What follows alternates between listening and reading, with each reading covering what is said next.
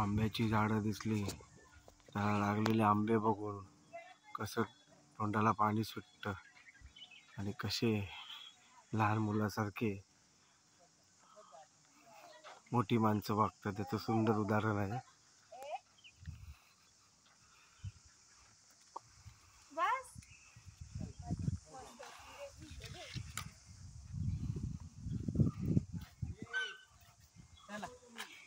चला 5 आंबे